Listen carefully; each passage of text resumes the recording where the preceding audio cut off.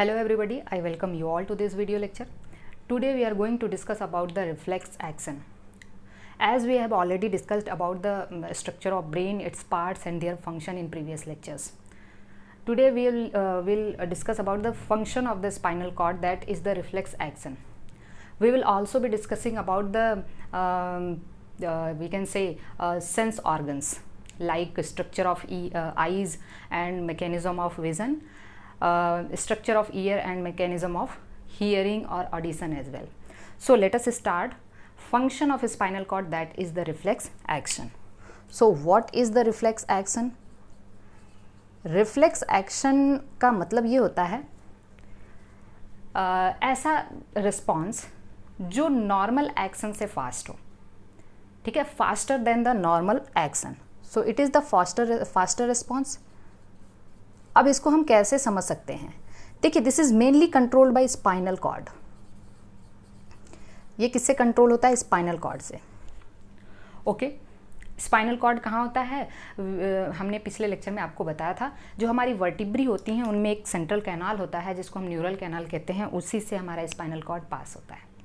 ठीक है, तो स्पाइनल कॉर्ड के हम लोगों ने कवरिंग्स वगैरह, मेनिंजेस वगैरह देखे थे. ठीक है, तो इस देखिए, ऐसा नहीं कि रिफ्लेक्स एक्शन ब्रेन से कंट्रोल नहीं होता, लेकिन most of reflex actions are the function of spinal cord. ऐसा क्यों होता है कि ये ब्रेन से कंट्रोल ना होकर स्पाइनल कॉर्ड से कंट्रोल होता है? इसका रीज़न ये है कि जो रिफ्लेक्स एक्शन होता है that prevents brain from overloading. Brain को वो ओवरलोडिंग से बचाता है, और मेनली ये फॉर द प्रोटेक्शन पर्पस होता है. For protection purpose. जैसे सपोज करिए कि आप अपने किचन रूम में हो और आपने दूध बॉईल करने के लिए रखा है. ठीक है, और आपने क्या किया कि अचानक से दूध गिरने लगा और आप गए दूध को उठाना शुरू किए नीचे रखने के लिए. ठीक है, लेकिन क्या हुआ कि वो काफ़ी ज़्यादा जल रहा था और आपके हाथ से तुरंत से छूट जाता है. ऐसा होता है ना कि आप गर्म चीज़ से गर्म ऑब्जेक्ट को या हॉट ऑब्जेक्ट को उठाते हो, तुरंत से छूट जाता है. रिफ्लेक्स एक्शन है वो. क्यों है? आप इसको ऐसे समझ सकते हो कि अगर ये एक्शन कितना फास्ट हुआ, आपने तुरंत से आपका हाथ जला नहीं कि तुरंत से आपने छोड़ दिया. ऐसा क्यों है? प्रोटेक्शन के लिए, क्योंकि आपकी स्किन ना जल जाए. ठीक है, आपकी स्किन को बचाने के लिए हुआ. कहाँ से कंट्रोल हुआ? स्पाइनल कॉर्ड से. अगर ये चीज़ आपके ब्रेन से कंट्रोल होता तो क्या होता? बताइए मुझे एक बार कि सपोज करिए कि आपने जो दूध परचेज़ किया है वो महंगा है. ब्रेन सोचने समझने लग जाता, भाई इसको छोड़े कि ना छोड़ें. ठीक है ना, क्योंकि जो सोचने समझने, इंटेलिजेंस, मेमोरी, वी कैन से जितनी भी प्लानिंग, डिसीजन के फंक्शन होते हैं वो ब्रेन से कंट्रोल होते हैं. तो वो क्या करेगा? वो सोचना शुरू कर देगा, प्लानिंग करना शुरू कर देगा कि इसको छोड़ना चाहिए, नहीं छोड़ना चाहिए, और इतने में आपका हाथ जल जाएगा. Are you getting everything? तो ये क्या है? ब्रेन को ओवरलोडिंग से बचाने के लिए, भाई आपको स्किन बचानी है ना कि दूध बचाना है. ठीक है, तो तुरंत से एक फास्ट एक्शन हुआ और आपने हाथ हटाया और दूध गिर गया, लेकिन आपकी स्किन बच गई. तो this is the reflex action which is faster than the normal action. Okay, तो we can say this is mainly for the protection purpose, prevents brain from overloading. Okay, और ये मेनली किससे कंट्रोल होता है? Spinal cord से. अब देखिए, क्योंकि आपकी एनसीईआरटी में बहुत छोटा चीज़ दिया हुआ है रिफ्लेक्स एक्शन के बारे में, मैं उतना ही आपको बताऊंगी, क्योंकि अभी आपको एग्ज़ाम क्लियर करना है. चीज़ों को मैं समझा दूंगी हर एक चीज़. ठीक है, तो एग्ज़ाम के पर्पज़ से जितनी चीज़ें आपके लिए इम्पॉर्टेंट है मैं वो आपको बता देती हूँ. बाकी कभी वक्त मिलेगा तो मैं इसको डिटेल में भी बता दूंगी. तो देखिए, रिफ्लेक्स एक्शन के लिए जो पाथवे होता है ना, उसमें एक आर्क लाइक पूरा का पूरा जो पाथवे, उसमें जितनी भी न्यूरॉन्स पार्टिसिपेट करती हैं, उसमें कम से कम 2 न्यूरॉन पार्टिसिपेट करती हैं. एक एफरेंट फाइबर होना चाहिए, एफरेंट न्यूरॉन होना चाहिए, जो कि क्या करता है? आपके इम्पल्स को लेके जाता है स्पाइनल कॉर्ड तक. तो सेंसरी इम्पल्स को लेके जाएगा स्पाइनल कॉर्ड तक. और जैसे मान लीजिए मैंने ये बताया, एफरेंट न्यूरॉन है ये सेंसरी इम्पल्स को लेके गया स्पाइनल कॉर्ड तक, और स्पाइनल कॉर्ड से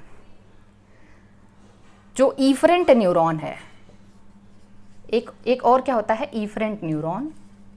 ओके, ये स्पाइनल कॉर्ड से मोटर इम्पल्स को मोटर इम्पल्स को इफेक्टर ऑर्गन्स तक लेके जाएगा। So we can say effector organs. तो देखिए इसमें इस पूरे पाथवे में एक आर्क लाइक स्ट्रक्चर बनता है, एक आर्क लाइक स्ट्रक्चर बनता है, और इस आर्क लाइक स्ट्रक्चर को हम लोग कहते हैं रिफ्लेक्स आर्क। क्या कहते हैं? Reflex arc. मतलब देखिए मान लीजिए कि हमने आपको यहाँ पे पिन चुभाया, सपोज करिए ये मेरा हैंड है या दिस इज़ योर हैंड, मैंने पिन चुभाया और आपने हाथ हटा लिया, तुरंत से हटा लिया। पहला काम, primary function, you have to protect your hand, ठीक है ना, आपको अपना हाथ वहाँ से हटाना, उसके बाद मुझे थप्पड़ मारना, ठीक है।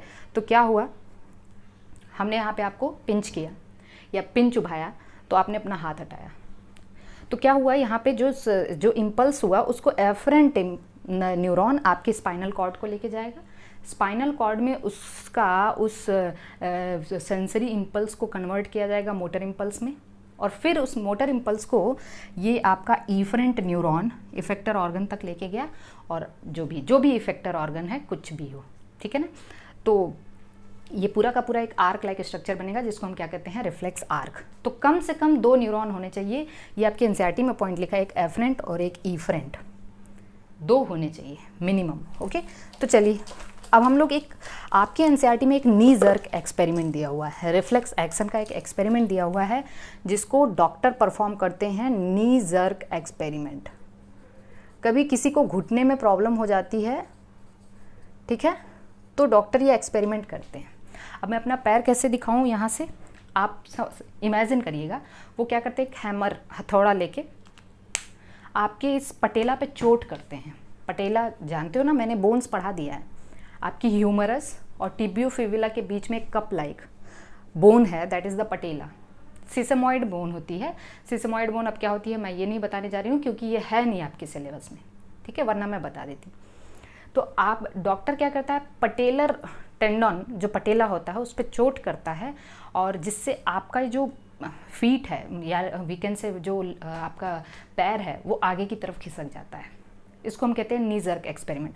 और अगर ऐसा नहीं होता है दैट मीन्स कि बोन्स या मसल्स वहाँ पे पार्टिसिपेट मतलब वो फंक्शन प्रॉपरली नहीं कर रही हैं, ठीक है।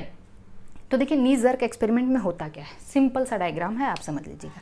जैसे मान लीजिए ये है आपका नी, ठीक है, और यहाँ पे क्या है, पटेला बोन है, ठीक है, और यहाँ पे जो भी आपकी पटेलर से जो मसल्स अटैच्ड हैं वहाँ से क्या हुआ, एक सेंस जो न्यूरॉन है, ये न्यूरॉन गई, इस न्यूरॉन को हम लोगों ने नाम दिया एफरेंट न्यूरॉन।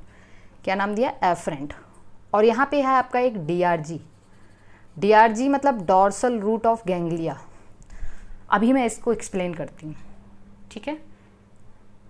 तो ये आपकी बोन है, कौन सी बोन है, पटेला है, सेंस ऑर्गन है जहाँ पे, और ये आपका क्या है, सेंस ऑर्गन, जहाँ पे आपको चोट किया जा रहा है, ठीक है, जहाँ पे आपको चोट किया जा रहा है वहाँ से जो न्यूरॉन गई है इसको हम एफरेंट कहेंगे, और ये आपका स्पाइनल कॉर्ड है। अब चलिए बच्चों जल्दी से बताओ कि स्पाइनल कॉर्ड में बाहर ग्रे मैटर होता है कि अंदर होता है। सिंपल, मैंने आपको बीवी से याद करने को बताया है। बीवी मतलब वो ब्रेन में वाइट मैटर इनसाइड होता है, तो स्पाइनल कॉर्ड में ग्रे मैटर इनसाइड होगा।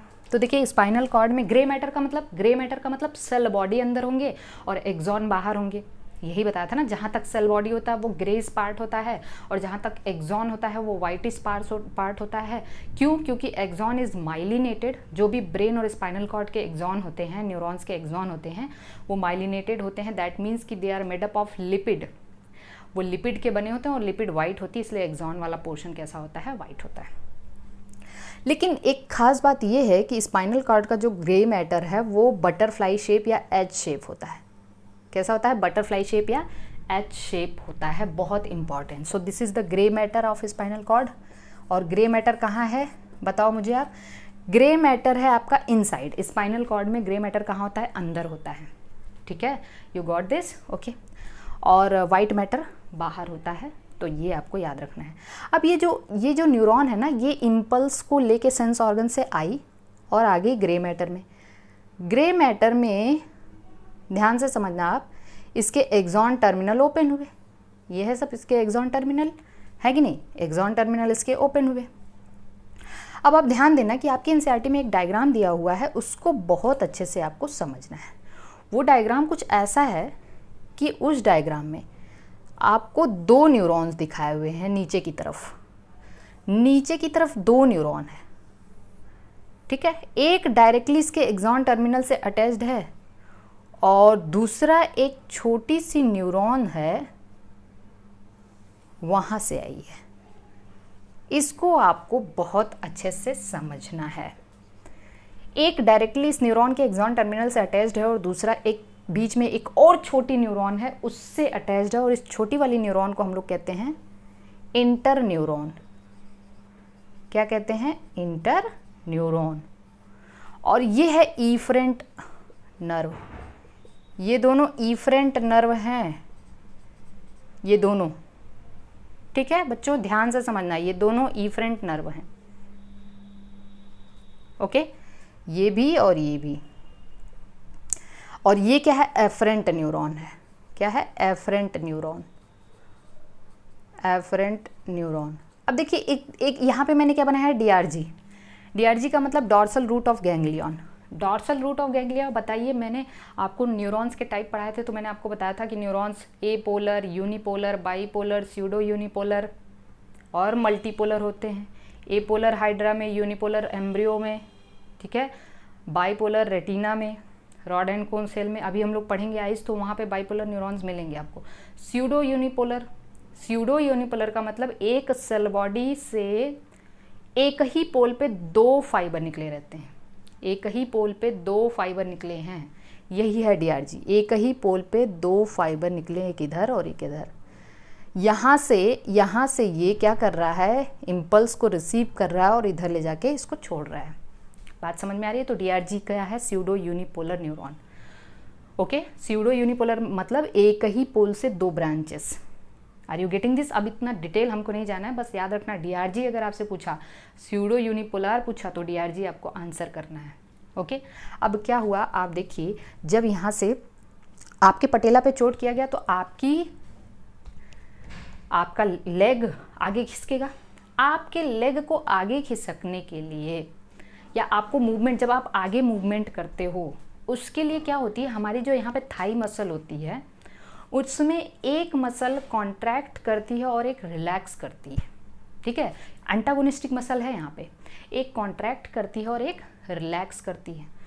एक कॉन्ट्रैक्ट करती है, एक रिलैक्स करती है। तो एक, अब आपको पता है कि यहाँ से हमने चोट किया पटेला पे, तो ये इम्पल्स गया ग्रे मैटर में और फिर ग्रे मैटर ने एक मोटर इम्पल्स भेजा इसको।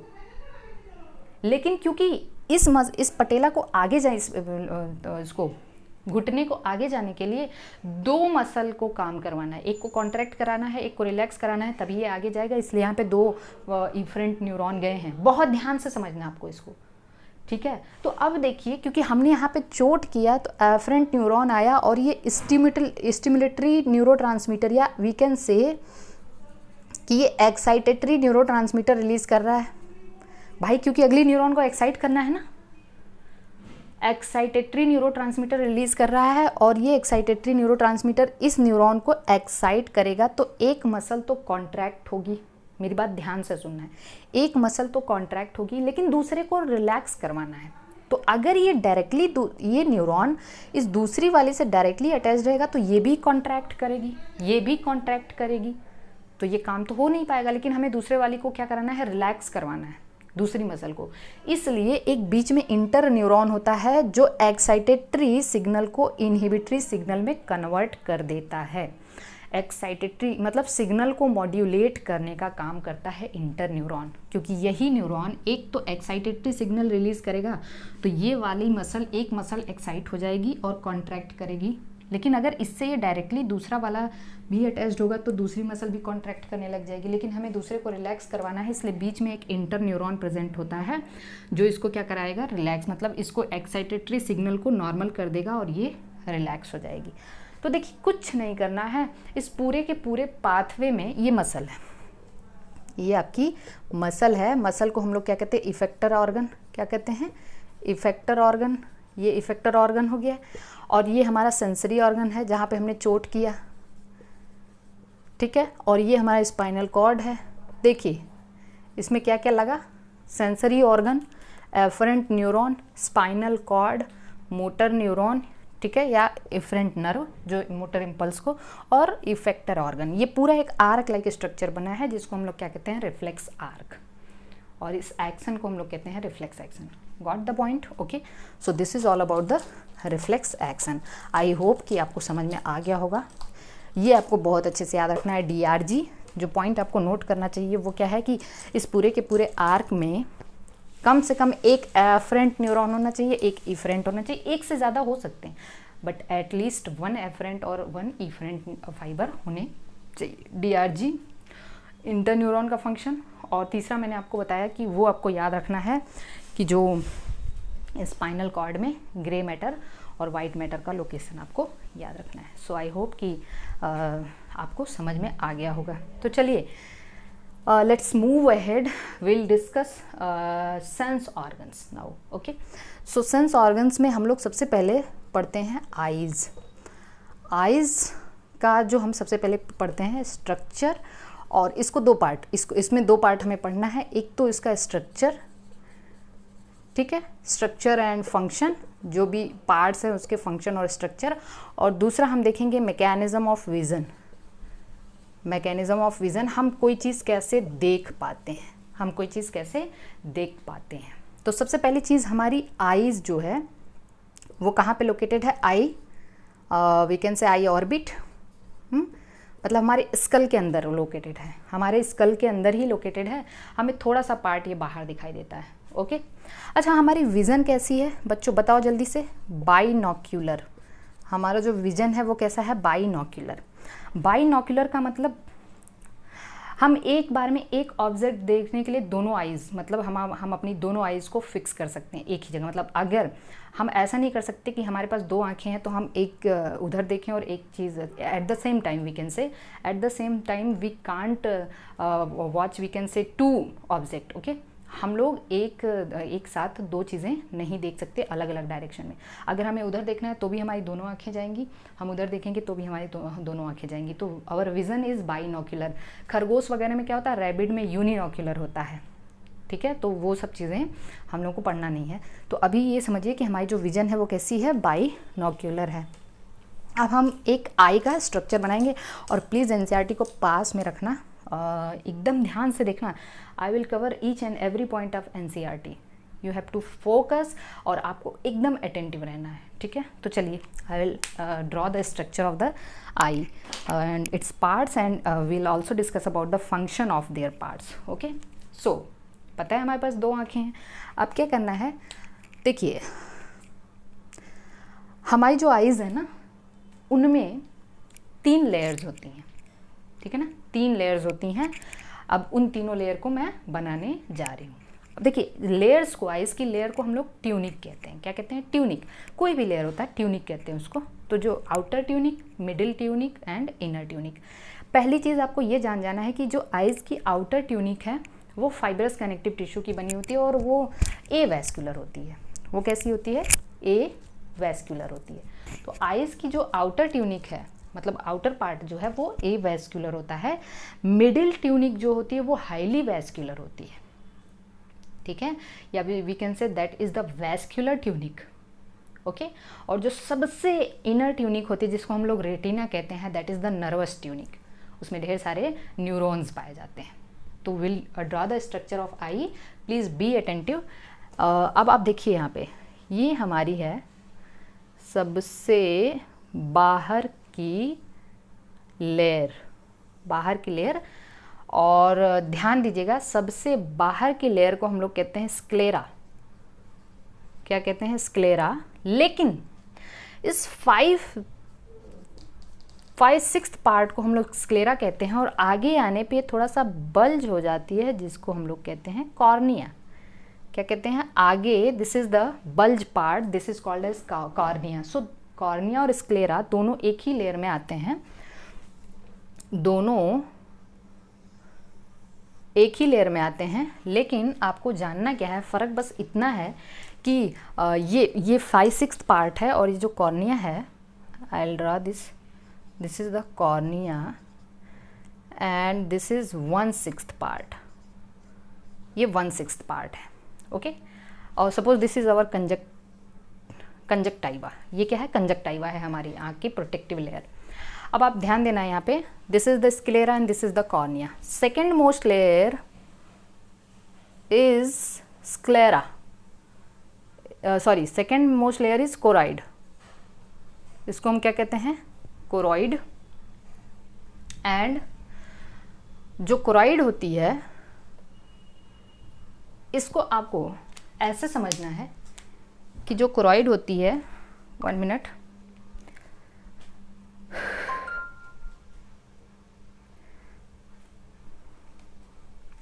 इसको एक और नाम दिया जाता है, आप मुझे कमेंट बॉक्स में लिख के बताएंगे, मैं बता दूंगी, ठीक है। इसको हम लोग क्या कहते हैं, 1 मिनट,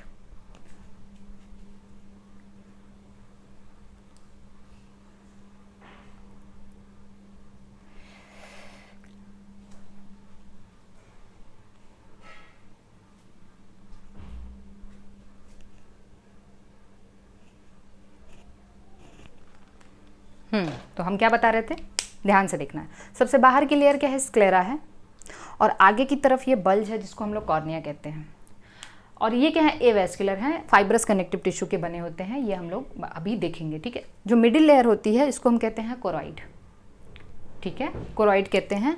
और ये हाईली वैस्कुलर होती है, क्या होती है, हाईली वैस्कुलर होती है। और ये इतनी ज़्यादा वैस्कुलर होती है कि ये ब्लूइश दिखती है, क्योंकि यहाँ ब्लड सप्लाई काफ़ी ज़्यादा होता है, इसलिए कैसी दिखती है, ब्लूइश दिखती है। बहुत ध्यान से इसको समझना है, ठीक है। तो सेकेंड मोस्ट लेयर जो है उसको हम लोग कोरॉइड कहते हैं, और कोरॉइड क्या होती है, हाईली वैस्कुलर होती है, इस वजह से ये ब्लूइश दिखती है। अब देखिए जो कोरॉइड है ना, कोरॉइड आगे आने के बाद जहाँ से कॉर्निया शुरू होता है, यहाँ से ये थोड़ा सा एक कैसी हो जाती है, थिक हो जाती है। ये थिक हो जाती है, जैसे यहाँ पे कॉर्निया शुरू हुआ, ये थिक हो गई कोरॉइड। इसको हम लोग कहते हैं सिलियरी बॉडी, ठीक है। तो ये क्या है, ciliary body, this is the ciliary body, okay. और सिलियरी बॉडी से फिर एक perforated diaphragm like structure, perforated diaphragm like structure ऐसे रहता है, जिसको हम लोग कहते हैं iris, this is the iris. Iris surrounds a aperture, iris के बीच में जो एक अपर्चर है जिसको आइरिस सराउंड किया है, इस अपर्चर को हम लोग कहते हैं प्यूपिल। क्या कहते हैं, प्यूपिल। मतलब प्यूपिल का डायमीटर रेगुलेट होता है ना, प्यूपिल कभी डायलेट होती है, प्यूपिल कभी कॉन्स्ट्रिक्ट होती है। तो प्यूपिल का डायलेशन और कॉन्स्ट्रिक्शन किसकी वजह से है, due to the iris muscle. Iris muscle में चेंज होने की वजह से प्यूपिल का डायमीटर रेगुलेट होता है, ध्यान से समझना, ओके। तो एक बात और याद रखना कि ये जो सिलियरी बॉडी है, this is the ciliary body and this is the iris. इनकी मसल्स, ciliary muscles और iris muscle, these are the only two muscles which are ectodermal in origin. I have already discussed about this. बाकी सारी muscles की origin कैसी होती है, mesodermal. तो there are only two muscles in our body which are of ectodermal origin, ciliary muscles and iris muscle, okay. अब जो ciliary muscle है, यहाँ से कुछ ऐसे लिगामेंट्स निकले रहते हैं और जिससे हमारा लेंस अटैच्ड होता है। देखिए डायग्राम में बहुत अच्छा तो नहीं बना रही हूँ, बस आपको समझने भर का। तो ये हमारा लेंस है, this is our lens, eye lens, ठीक है। और ये लिगामेंट को हम लोग कहते हैं, this is suspensory ligament. Suspensory ligament से ये जुड़ा रहता है, ठीक है, सस्पेंसरी लिगामेंट। सबसे थर्ड लेयर होती है, दिस इज थर्ड लेयर, जिसको हम मैं दूसरे कलर से बना दे रही हूँ ताकि कंफ्यूजन ना हो। सबसे आखिरी लेयर और इनर मोस्ट लेयर, सबसे आखिरी और इनर मोस्ट लेयर होती है हमारी रेटिना, ठीक है। आखिरी और इनर मोस्ट लेयर क्या है, रेटिना है, दिस इज द रेटिना। और रेटिना इस तरीके से यहाँ पे सिरेटेड होती है, ठीक है। So last layer is known as retina, innermost layer we can say, ठीक है। हमारी रेटिना इन्वर्टेड होती है, ये क्यों होती है मैं अभी आपको मैकेनिज्म ऑफ विजन में बताऊंगी। तो सबसे आखिरी लेयर क्या है, रेटिना है। फिर अब आप अपनी आई को देखेंगे ना, तो यहाँ पे एक पोर्शन यहाँ पे आपको ऐसा दिखेगा, ठीक है, मेरी बात ध्यान से सुनना है। एक ऐसा पोर्शन आपको दिखेगा जिसको हम लोग कहते हैं, चलिए पहले हम इसको यहाँ पे, ये हमारी थर्ड लेयर क्या है, रेटिना है। इस पोर्शन को हम लोग कहते हैं फोविया सेंट्रलिस या मैक्यूला ल्यूटिया, फोविया सेंट्रलिस। हम बाद में इसको देखेंगे ये क्या है। और जहाँ एक पोर्शन आपको यहाँ पे दिखेगा जिसको हम कहते हैं ब्लाइंड स्पॉट, क्या कहते हैं, blind spot, this is a blind spot. अब हम लोग आगे चीज़ों को समझेंगे। ब्लाइंड स्पॉट या इसी को हम ऑप्टिक डिस्क कहते हैं, क्या कहते हैं, ऑप्टिक डिस्क। जो फोविया सेंट्रलिस है इसको हम लोग येलो स्पॉट भी कहते हैं, आगे हम लोग इसके बारे में डिस्कस करेंगे, ठीक है। ऑप्टिक डिस्क या ब्लाइंड स्पॉट एक ऐसा पॉइंट है जहाँ से ऑप्टिक नर्व लीव करती हैं, ठीक है, और जहाँ पे कोई भी इमेज का फॉर्मेशन नहीं होता है, जहाँ पर कोई इमेज का फॉर्मेशन नहीं होता है, वी कैन से जहाँ पे कोई फोटो रिसेप्टर या रॉड एंड कोन सेल नहीं पाए जाते हैं। फोविया सेंट्रलिस वो प्लेस होता है जहाँ पे मैक्सिमम कोन सेल्स होते हैं, क्या होते हैं, कोन सेल्स मैक्सिमम होते हैं, इसलिए यहाँ पे ग्रेटेस्ट रेजोल्यूशन वी कैन से कि जो विज़न का सबसे ज़्यादा कोन सेल्स होते हैं, तो यहाँ का जो रेजोल्यूशन होता है वो क्या है, ग्रेटेस्ट है। ओके, अब चलिए इस पूरे के पूरे स्ट्रक्चर को हम लोग समझ लेते हैं। सबसे बाहर की लेयर, सबसे बाहर की लेयर जिसको हम कहेंगे एक्सटर्नल ट्यूनिक, क्या कहेंगे, एक्सटर्नल ट्यूनिक। अब मैं जो लिखने जा रही हूँ उसको बस आप ध्यान दीजिएगा। एक्सटर्नल ट्यूनिक कैसी है, जल्दी से बताइए। फाइब्रस ट्यूनिक भी कह सकते हैं, फाइब्रस ट्यूनिक, क्योंकि ये डेंस फाइब्रस कनेक्टिव टिश्यू का बना होता है। किसका डेंस फाइब्रस कनेक्टिव टिश्यू, ठीक है, कनेक्टिव टिश्यू। ओके ओके, अब चलिए मैं इतनी चीज़ मिटा दे रही हूँ। सस्पेंसरी लिगामेंट को मैंने मिटा दिया, सस्पेंसरी लिगामेंट यहीं पे मैं बना दे रही हूँ। हाँ, this is the suspensory ligament, suspensory ligament. चीज़ों को समझने की कोशिश करिएगा। अच्छा, एक चीज़ और आपने देखा कि ये जो आपका लेंस है और कॉर्निया के बीच में एक चैम्बर बना हुआ है, और फिर लेंस और यहाँ लेंस के पीछे एक चैम्बर है, जो बड़ा चैम्बर आपको दिख रहा है, ये भी फ्लूइड से भरा होता है और ये भी फ्लूइड से भरा होता है। ये जो छोटा चैम्बर है इसको हम लोग कहते हैं एक्यूएस चैम्बर, ठीक है, क्या कहते हैं, एक्यूएस चैम्बर, जिसमें जो फ्लूइड भरा होता है उसको हम लोग कहते हैं एक्यूएस ह्यूमर, एक्यूएस ह्यूमर। तो I am going to write down this is the aqueous chamber, ठीक है। और जो लेंस के पीछे वी कैन से रेटिना के कांटेक्ट में, रेटिना और लेंस के बीच में जो चैम्बर है उसको हम लोग कहते हैं विट्रियस चैम्बर, और यहाँ पे जो फ्लूइड है उसको हम लोग कहते हैं विट्रियस ह्यूमर, क्या कहते हैं, विट्रियस ह्यूमर। देखिए, ह्यूमन बॉडी के फ्लूइड को ह्यूमर कहते हैं, ठीक है, ये चीज़ आपको पता होनी चाहिए।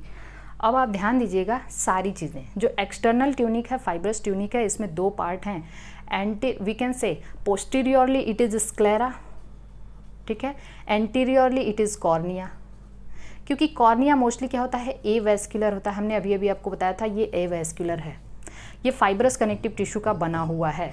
स्क्लेरा क्या करता है, हमारी आईज़ को शेप प्रोवाइड करता है, प्रोटेक्शन का काम करता है। तो चलिए, दो चीज़ हमने आपको बता दिया, शेप हो गया और प्रोटेक्शन हो गया, ठीक है, शेप हो गया। और ये जो है कॉर्निया जो है ना, कॉर्निया कैसा होता है, ट्रांसपेरेंट होता है, क्या होता है, ट्रांसपेरेंट होता है। और याद रखना, क्योंकि ये ए वेस्कुलर है, तो ये ट्रांसप्लांटेशन के दौरान, जो आई ट्रांसप्लांटेशन होता है उस दौरान कॉर्निया ही यूज़ किया जाता है, क्योंकि देखिए यहाँ पे ब्लड सप्लाई नहीं है, ठीक है, ये ए वेस्कुलर लेयर है, तो ट्रांसप्लांटेशन में ग्राफ्ट रिजेक्शन के चांसेस ना के बराबर हो जाते हैं, क्योंकि अगर ब्लड सप्लाई होगा तो वो ऑर्गन जो है वहाँ पे ग्राफ्ट रिजेक्शन के चांसेस हो जाते हैं, क्योंकि वहाँ पे आपको ब्लड मैच होना चाहिए, MHC मैच होना चाहिए, मेजर हिस्टोकॉम्पैटिबिलिटी, ठीक है ना, ये सब चीज़ें, तो आपको वहाँ पे ये सारी चीज़ें जो है समझ में आनी चाहिए।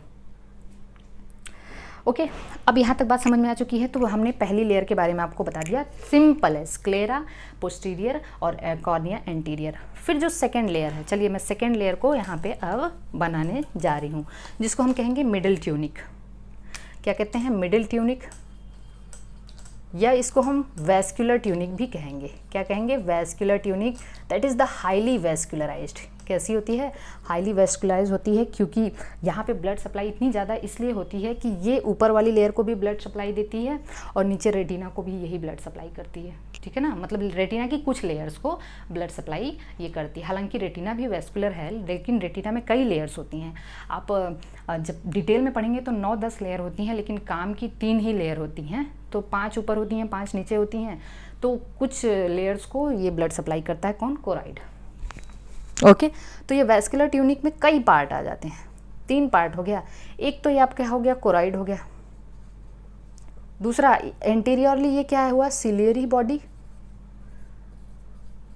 और फिर आइरिस, 3 पार्ट है ना यहाँ पे। तो ये हाईली वेस्कुलर होता है, इस वजह से ये ब्लूइश दिखता है, ठीक है। कैसा दिखता है? ब्लूइश। सिलियरी बॉडी और आइरिस के बारे में हमने बता दिया क्योंकि इसकी ही जो मसल्स है ना वो प्यूपिल, अब जो देखिए सिलियरी बॉडी है, सिलियरी बॉडी की भी मसल बड़ा इंपॉर्टेंट रोल प्ले करती है जो आई की मतलब प्यूपिल के कंट्रैक्शन और डायलेशन में। इसी तरीके से जो आइरिस है, मेरी बात बहुत अच्छे से समझना, जो आइरिस है, आइरिस के जिस दोनों तरफ से आइरिस है ना, जिस अपर्चर को सराउंड किए हुआ है उसको हम क्या कहते हैं? प्यूपिल। क्या कहते हैं उसको? हम प्यूपिल कहते हैं। तो we can say the aperture surrounded by iris that is called as pupil, ठीक है, ओके। और जो प्यूपिल का डायमीटर है, diameter of pupil is regulated by ये सब लाइन एनसीईआरटी में दिया है, regulated by muscle of iris. Iris muscle से प्यूपिल का डायमीटर क्या होता है? रेगुलेट होता है, ठीक है। जैसे आप समझिए, अगर मैं एक आइरिस बना दूं इस तरीके से, आपको समझने के लिए मैं एक स्ट्रक्चर आइरिस का बनाऊं, तो सपोज करिए कि ये क्या है? आइरिस है, okay, this is the iris, और ये बीच में जो अपर्चर है ये प्यूपिल है, ये बीच का अपर्चर क्या है? प्यूपिल है। अब आपकी प्यूपिल कभी डायलेट होती है, प्यूपिल कभी कॉन्स्ट्रिक्ट होती है। प्यूपिल डायलेट कब होती है बताइए मुझे? सिंपैथेटिक नर्वस सिस्टम प्यूपिल को डायलेट करता है, पैरासिम्पैथेटिक नर्वस सिस्टम प्यूपिल को कॉन्स्ट्रिक्ट करता है, ठीक है ना। आप बताइए मुझे कि हमने आपको पढ़ाया था कि नहीं पढ़ाया था? ये पढ़ाया था ना, एड्रिनलिन, नॉर एड्रिनल, सिंपैथेटिक और parasympathetic nervous system, peripheral nervous system का डिवीज़न पढ़ाया था नर्वस सिस्टम क्लासिफिकेशन करते टाइम। तो देखिए प्यूपिल कभी, जैसे आप कभी अंधेरे कमरे में जाते हो तो आप अपनी प्यूपिल क्या करते हो? डायलेट करते हो, डायलेट, ताकि जो भी कम से कम रोशनी है अंधेरे कमरे में वो सीधे आपके रेटिना पे चले जाए। उसका डायमीटर बढ़ेगा तो जो भी रोशनी होगी कमरे में वो रेटिना पे जाएगी। लेकिन अगर आप कभी अचानक से उजाले में जाते हो या ब्राइट लाइट में जाते हो तो आपकी प्यूपिल कॉन्स्ट्रिक्ट हो जाती है। क्यों? क्योंकि ज़्यादा से ज़्यादा जो हम इसका रीज़न भी आपको बताएंगे। तो प्यूपिल का डायलेशन और प्यूपिल का कॉन्स्ट्रिक्शन किसकी वजह से होता है? Due to the iris muscle. Iris में 2 तरीके की मसल्स होती हैं, कुछ रेडियल मसल होती हैं, ठीक है, रेडियल मसल जो प्यूपिल के जिसके रेडियल मसल के कॉन्ट्रैक्शन की वजह से प्यूपिल डायलेट होता है। प्यूपिल क्या होता है? डायलेट होता है, प्यूपिल का डायमीटर बढ़ जाता है। और कुछ मसल होती हैं सर्कुलर मसल जिनके जिनके कॉन्ट्रैक्शन की वजह से प्यूपिल का डायमीटर कम हो जाता है, मतलब प्यूपिल कॉन्स्ट्रिक्ट होती है। तो रेडियल मसल के कॉन्ट्रैक्शन की वजह से प्यूपिल डायलेट होता है, डायमीटर बढ़ता है, जबकि वी कैन से जो सर्कुलर मसल हैं, आइरिस की जो सर्कुलर मसल है उसकी कॉन्ट्रैक्शन की वजह से प्यूपिल कॉन्स्ट्रिक्ट होती है। Are you getting this? तो ये है प्यूपिल और ये सारी चीज़ें। तो ये 2 लेयर हो गई, ठीक है। तीसरी लेयर है जो इनर मोस्ट लेयर है, सबसे इनर मोस्ट लेयर को हम लोग कहते हैं नर्वस ट्यूनिक। क्या कहते हैं? Nervous tunic. So this is the nervous tunic, जिसको क्या कहते हैं? Retina. So this is the inner most, और इसमें रेटिना में 3 मेन लेयर हैं। आउटर से इनर की बात कर रही हूँ मैं, आउटर से इनर, ठीक है। सबसे आउटर होती है फोटो रिसेप्टर्स। क्या होती हैं? Photoreceptor cell, okay. हाँ, सबसे जब हम इसको आउटर से इनर की तरफ देखेंगे तो इसमें देखिए 3 लेयर होती हैं, और यहीं पे आपकी बाईपोलर न्यूरॉन्स आएंगी। ये आपको बहुत अच्छे से समझना है, ठीक है, बहुत अच्छे से आपको समझना है। यहीं पे आपको बाईपोलर न्यूरॉन भी दिखने को मिलेंगी, ओके। सबसे बाहर है फोटो रिसेप्टर, फिर second is the bipolar cell, और थर्ड है गैंग्लियन सेल्स या ganglionic cells. So outer to inner आपको याद रखना है, ठीक है। Photoreceptors, bipolar, ganglionic cell, बहुत इंपॉर्टेंट है, आपको आउटर टू इनर याद रखना है, ठीक है। आउटर सबसे बाहर लाइट याद रख लीजिए, फोटो रिसेप्टर सबसे बाहर है, फिर बाइपोलर है, और अभी हम इन तीनों के बारे में पढ़ेंगे। तो पहली चीज़ आई के स्ट्रक्चर के बारे में आपको पता चल चुका है, ठीक है। आई का स्ट्रक्चर कैसा है, इनमें कौन कौन सी चीज़ें, सारी चीज़ें मैंने एक बार फिर से बता देनी है आपको। Let me check the time, ठीक है। तो सारी चीज़ें एक बार मैं फिर से बता दे रही हूँ कि ये देखिए बाहर क्या है, सबसे बाहर वाली लेयर प्रोटेक्टिव है, जिसको हम लोग क्या कहते हैं, फाइब्रस ट्यूनिक या फिर एवेस्क्युलर होती है ये आपको याद रखना है, जिसमें पोस्टीरियरली स्क्लेरा होता है और एंटीरियरली कार्निया होता है। Second is the we can say vascular tunic, जिसमें कोरॉइड, सिलेरी बॉडी और आइरिस होते हैं। यहाँ पे जो आइरिस जिस अपर्चर को सराउंड किया है उसको हम लोग प्यूपिल कहते हैं। प्यूपिल के डायमीटर का रेगुलेशन आइरिस की मसल के कॉन्ट्रैक्शन की वजह से होता है। लेंस, फिर लेंस और कॉर्निया के बीच में जो चैम्बर है एक्वेस चैम्बर, और लेंस और रेटिना के बीच में जो चैम्बर उसको हम विट्रियस चैम्बर कहते हैं। Are you getting each and everything clearly? Okay, let's move ahead. Third layer is the retina which is the innermost layer, जिसमें 3 सेल्स हैं, 3 टाइप की सेल्स होती हैं, फोटो रिसेप्टर सबसे आउटर, बाइपोलर सेल्स और ganglionic sales. Okay, clear हुआ? अब मैं रेटिना को कुछ ऐसे बना देती हूँ, ये अब मैं मिटा सकती हूँ, ठीक है। तो चलिए मैंने रेटिना को बना देना है।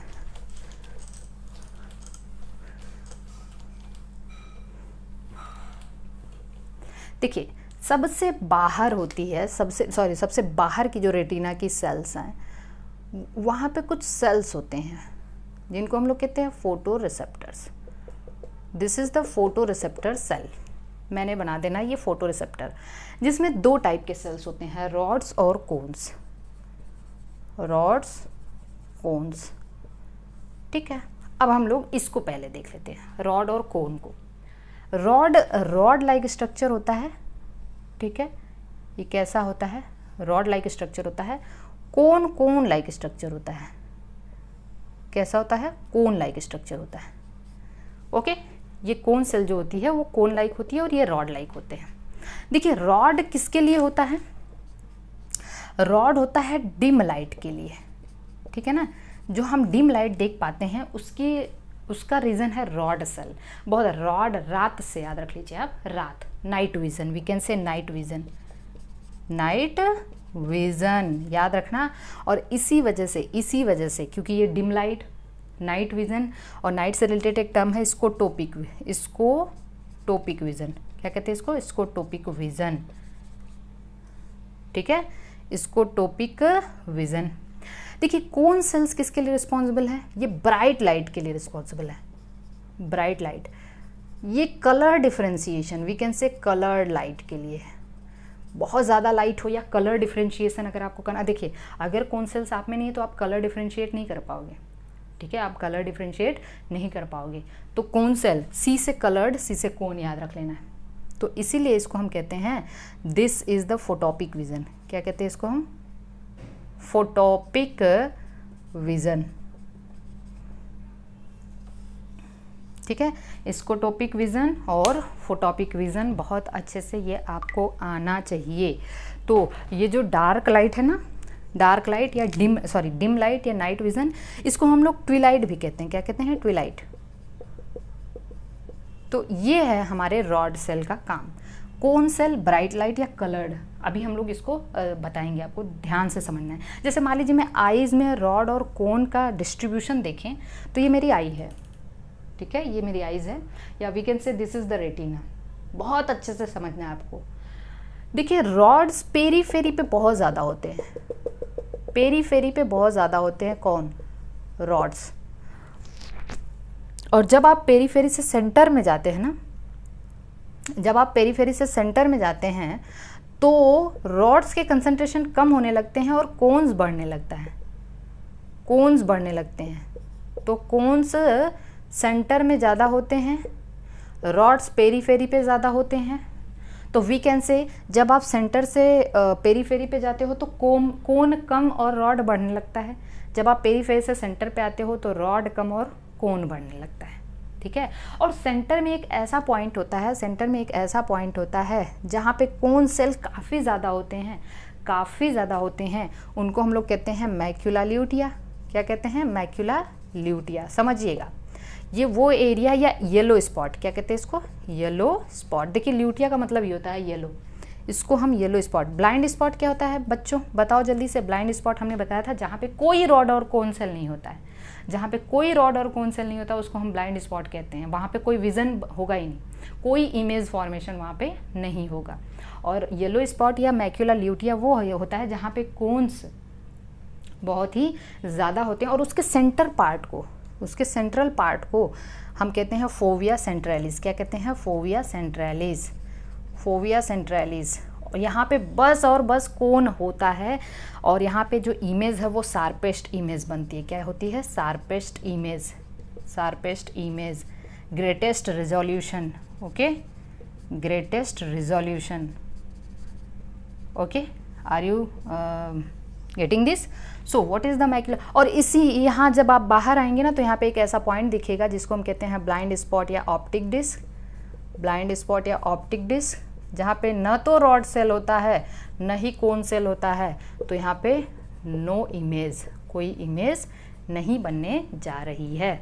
और जहाँ से ऑप्टिक नर्व क्या होती है वो निकलती है। मैं अभी बताऊंगी, ये सारी चीज़ें देखेंगे हम लोग।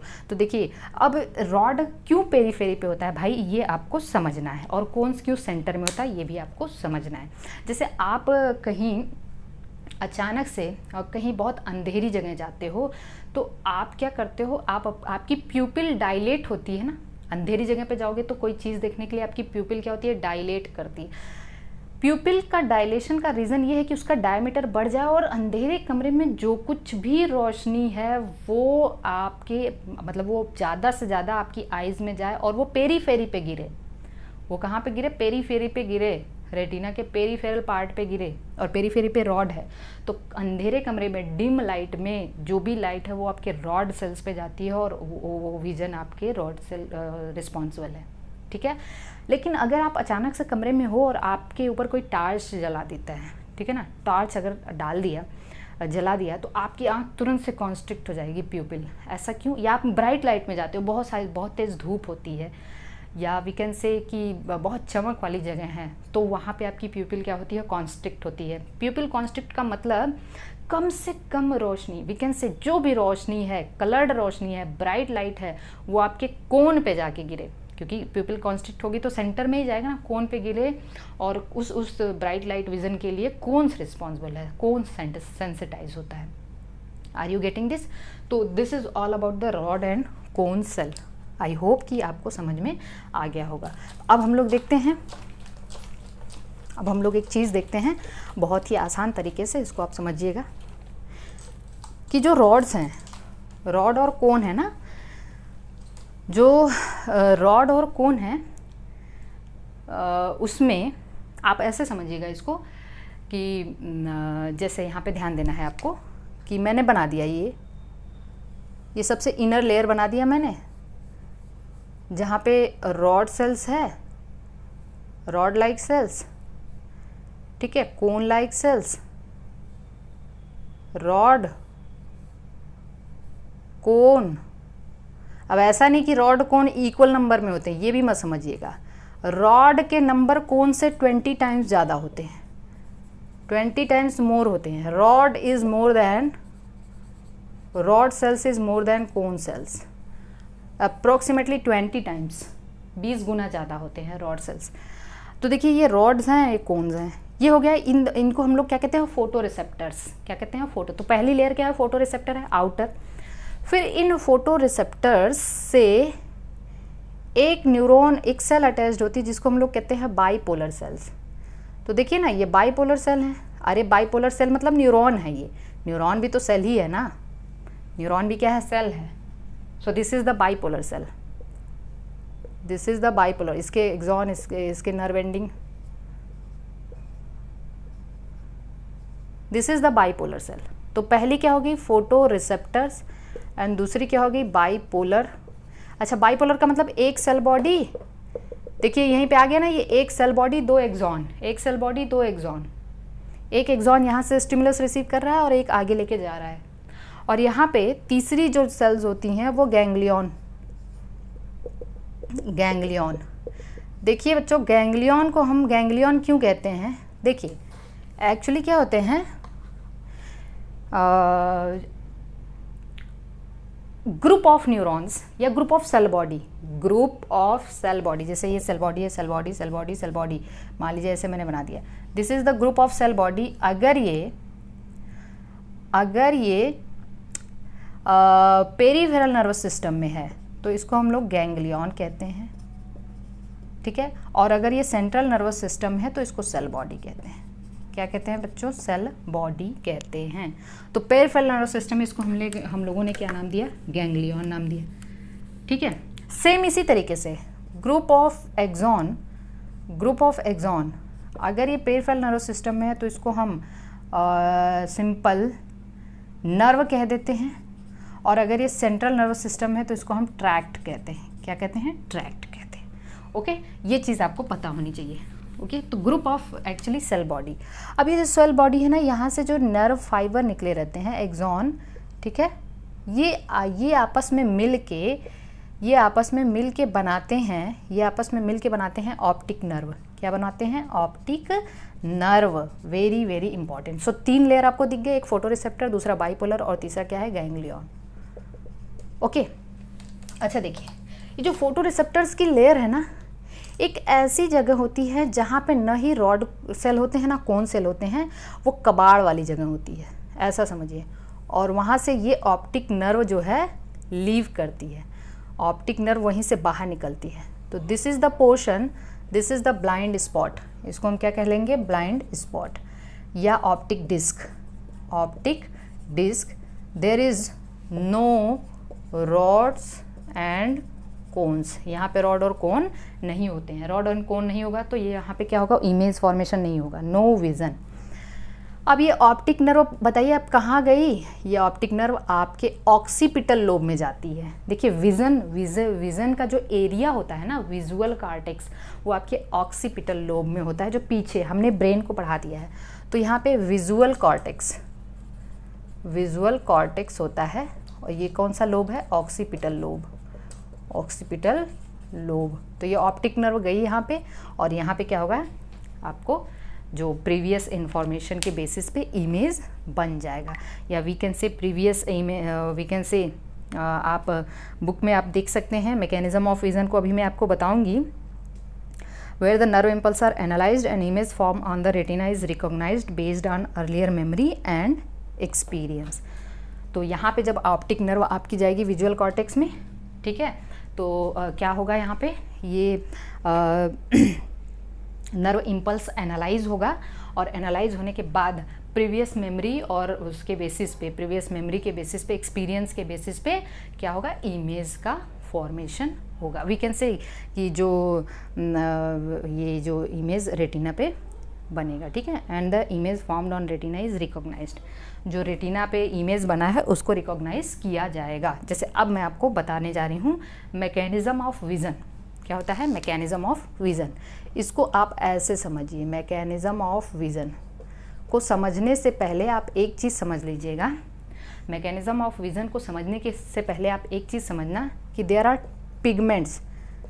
रॉड एंड कोन्स में पिगमेंट्स होते हैं। वो पिगमेंट क्या होते हैं? पिगमेंट के 2 पार्ट होते हैं।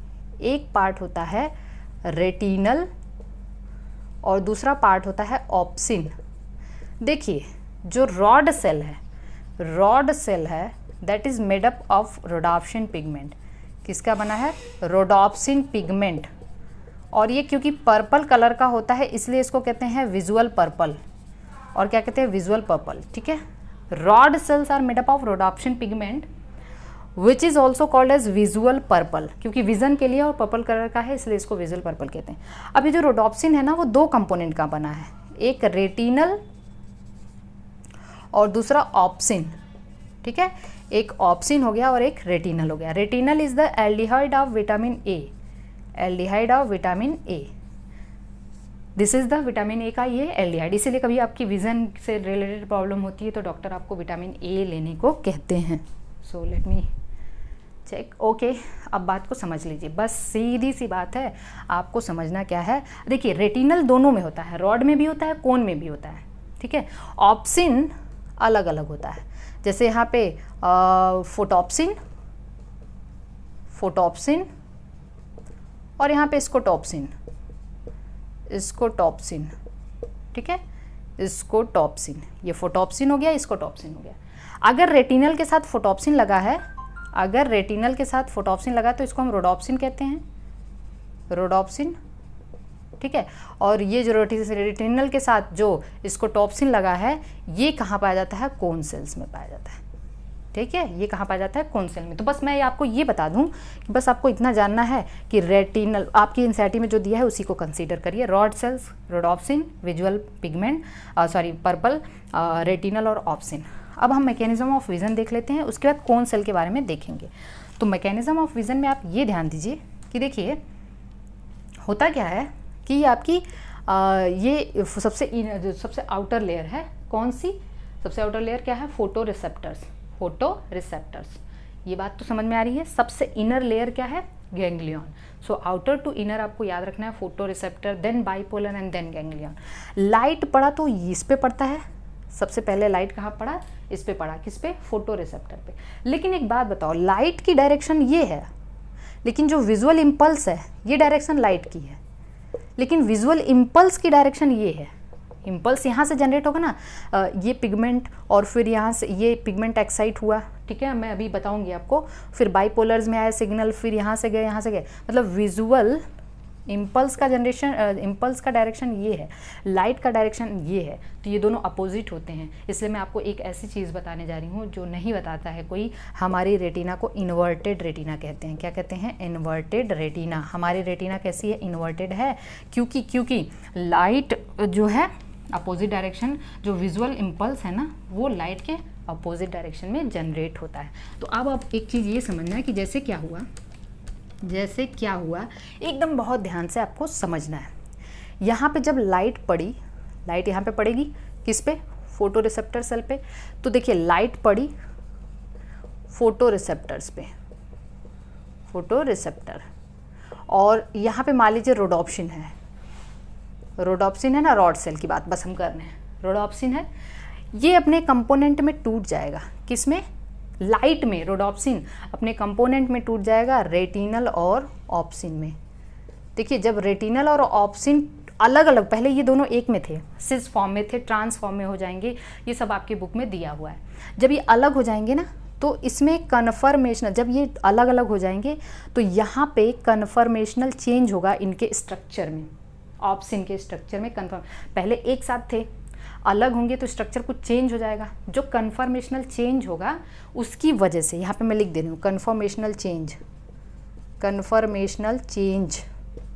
जब कन्फर्मेशनल चेंज हुआ ना, तो उसकी वजह से मेम्ब्रेन परमिएबिलिटी चेंज हो जाएगी, मेम्ब्रेन परमिएबिलिटी चेंज हो जाएगी, ठीक है। जब मेम्ब्रेन परमिएबिलिटी चेंज होगी तो यहाँ पे देखिए रॉड या कोन सेल जो भी है, मेम्ब्रेन परमिएबिलिटी चेंज हुई तो एक्शन पोटेंशियल जनरेट होगा। क्या जनरेट होगा, एक्शन पोटेंशियल। और जब ये एक्शन पोटेंशियल जनरेट होगा तो ये एक्शन पोटेंशियल कहाँ जाएगा, बाइपोलर्स में, ठीक है, बाइपोलर्स में जाएगा। बाइपोलर से फिर कहाँ जाएगा, ये गैंग्लियॉन्स में जाएगा, ठीक है। गैंग्लियॉन से फिर कहाँ जाएगा, ऑप्टिक नर्व से, मैं इसको मिटा रही हूँ ब्लाइंड स्पॉट, ऑप्टिक नर्व से होते हुए ये कहाँ जाएगा, और ये विजुअल कॉर्टेक्स में। विजुअल कॉर्टेक्स आपका कहाँ पे है, ऑसिपिटल लोब में है। और यहाँ पे प्रीवियस मेमोरी और एक्सपीरियंस के बेसिस पे जो रेटिना पे इमेज बनेगा उसको एनालाइज कर लिया जाएगा, ठीक है। जैसे ये मार्कर है, आपने कभी ज़िंदगी में मार्कर, जैसे हमने आपको ये दिखाया, what is this, you will say this is the marker. How, कैसे जानते हो, पहले कभी मार्कर देखे होगे आप, तभी तो जानते हो ना। तो वो आपकी प्रीवियस मेमोरी और एक्सपीरियंस है जो पहले से आपको पता है, ठीक है। तो आपने देखा और बताया ये मार्कर है, तो सेम इसी तरह जब आप दोबारा मार्कर को देखोगे तो वो आपको पता है, प्रीवियस मेमोरी और एक्सपीरियंस के बेसिस पे आप ये बता दोगे कि दिस इज़ अ मार्कर। कैसे हुआ भाई, देखिए इसको देखने के दौरान क्या क्या हुआ, आपने ये मार्कर देखा और ये लाइट आपकी रेटिना पे पड़ी, और फिर क्या हुआ, यही सब चीज़ें हुई। तो उसके बाद ये सारे सिग्नल गए आपके ब्रेन में, और वहाँ पे ये एनालाइज करके तुरंत से आप बताओगे दिस इज़ अ मार्कर। लेकिन देखने और बताने में इतना चेंजेस हो रहा है, ठीक है ना। तो this is all about the mechanism of vision. जैसे कभी क्या होता है कि आप अचानक से अंधेरे से उजाले से अंधेरे में जाते हो तो आपको कुछ दिखाई नहीं देता कुछ देर के लिए, ऐसा होता है ना। ऐसा क्यों होता है, देखिए उजाले में ये टूटा रहता है, उजाले में ये रेटिनल और ऑप्सिन में टूटा रहता है। जब आप अंधेरे में जाते हो तो कुछ वक्त लगता है इनको फिर से रीजनरेट होने में, वक्त लगता है, जिसकी वजह से थोड़े टाइम तक के लिए आपको नहीं दिखता है, कुछ सेकेंड्स के लिए वी कैन से। तो this is a mechanism of vision. देखिए कोन सेल्स 3 तरीके की होती हैं। कोन सेल के बारे में भी मैं आपको बता दूं कि जो कोन सेल्स हैं ना वो 3 तरीके की होती हैं। Cone cells are of 3 types, green, blue, red. 3 तरीके की होती हैं cone cells. Red cone cell को आप कहते हो वी कैन से इसको हम लोग क्या कहते हैं, ब्लू साइनोलोब, इसको हम साइनोलोब कहते हैं, इसको हीमोलोब कहते हैं क्या, आई जस्ट डोंट रिमेंबर, तो ऐसा हो गया। और इसको हम लोग कहते हैं क्रोमोलोब। क्या कहते हैं? क्रोमोलोब। ठीक है, साइनोलोब, हीमोलोब, क्रोमोलोब, 3 तरीके के कोन सेल्स होते हैं।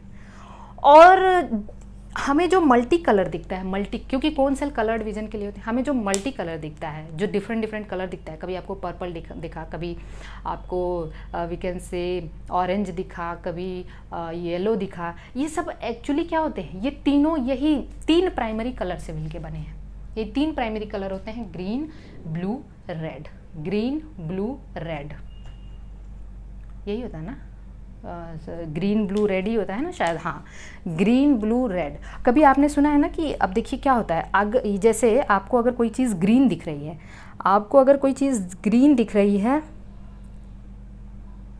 हाँ, अगर आपको कोई चीज़ ग्रीन दिख रही है मतलब वो ग्रीन कोन सेल सेंसिटाइज होता है। ब्लू दिख रहा है मतलब ये सेंसिटाइज होता है, रेड दिख रहा है मतलब ये सेंसिटाइज हो रहा है। इन्हीं के तीनों के कॉम्बिनेशन से आपको कोई एक अलग, मतलब जो आपको कलरफुल दुनिया दिखती है वो इन्हीं तीनों के कॉम्बिनेशन से बनती है। और अगर ये तीनों इक्वली सेंसिटाइज होते हैं, मेरी बात बहुत ध्यान से सुनना, एनसीईआरटी की लाइन है, तीनों इक्वली सेंसिटाइज होते हैं तो आपको वाइट दिखता है। क्या दिखता है? वाइट। मतलब अगर आप वाइट चीज़ देख रहे हो दैट मीन्स कि आपकी तीनों कोन सेल्स इक्वलाइज सेंसिटाइज हुई हैं। ओके, अगर इन तीनों में से कभी कोई एक एब्सेंट हो जाता है तो उसी को red colour blindness, blue colour blindness, green colour, red green होता है ना, ब्लू कलर ब्लाइंडनेस भी होता है। तो अगर एक कोन सेल एब्सेंट हो गया तो वैसा कलर ब्लाइंडनेस हो जाता है।